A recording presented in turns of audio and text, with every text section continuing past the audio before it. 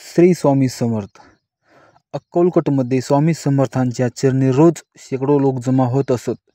कुणी दीन दुबळा, कुणी श्रीमंत, कुणी संतप्त, कुणी सुखाच्या शोधात. सर्व लोक स्वामींना भेटायला येत.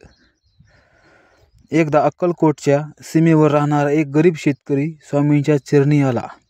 त्यांच्या अंगावर फाटकी वस्त्रे, चेहऱ्यावर काळजीची रेषा. तो हात जोडून स्वामींना म्हणाला, महाराज, माझे शेत दुष्काळाने करपले आहे. घरात 2 वेळच्या जेवणालाही दाणं नाही. मुलं उपाशी आहेत. माझ्या दुःखावर काही उपाय द्या. स्वामी हसले आणि म्हणाले, अरे, दीनानाथाच्या नावाचा जप कर. तुझे ओझं माझ्यावर टाक. बघ दयाघनाचा खेळ कसा असतो.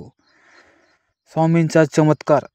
त्या शेतकऱ्याला स्वामींनी गावातील तलावाजवळ जाण्यास सांगितले. तो शेतकरी जसा गेला तिथे त्याला एक व्यापाराची गाडी बुडालेली दिसली. गाडीत भरपूर धान्य होतं. व्यापाराला कोणी मदत करायला तयार नव्हता. शेतकरी पुढे झाला. गाडी बाहेर काढून दिली. व्यापारी कृतज्ञ होऊन म्हणाला, तुला पाहिजे तितकं धान्य घेऊन जा. शेतकऱ्याने नम्रपणे नकार दिला, पण व्यापाराने आग्रहाने त्याला काही पोती दिली. शेतकरी आनंदाने घरी गेला. घरात दिवाळीसारखा आनंद पसरला. काही दिवसांनी तोच शेतकरी स्वामींच्या भेटीस आला आणि म्हणाला, महाराज, तुम्ही खरोखर करुणासागर आहात. पण मी धान्य घेतलं तरी माझ्या शेताची जमीन ओसाड आहे. पुढे कसं जगू? स्वामींनी त्याला एक मूठ माती दिली आणि म्हणाले, ही तुझ्या शेतात शिंप, तुझे शेत फळेल. शेतकऱ्यांनी भक्तिभावाने ती माती शेतात शिंपडली. काही दिवसातच पीक बहरली. इतर शेतकऱ्यांच्या शेतात दुष्काळ पडला तरी त्याच्या शेतात हिरवाई नाचू लागली. गावकरी आश्चर्यचकित झाले स्वामी आणि त्यांनी स्वामींच्या चमत्काराची महती गायली. शेतकरी मात्र नम्रतेने म्हणाला, हा चमत्कार माझा नाही, हा स्वामीच्या कृपेचा परिणाम आहे.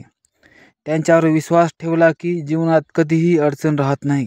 स्वामी समर्थ हसत म्हणाले, भक्ताचा विश्वास हाच माझा खरा वास आहे.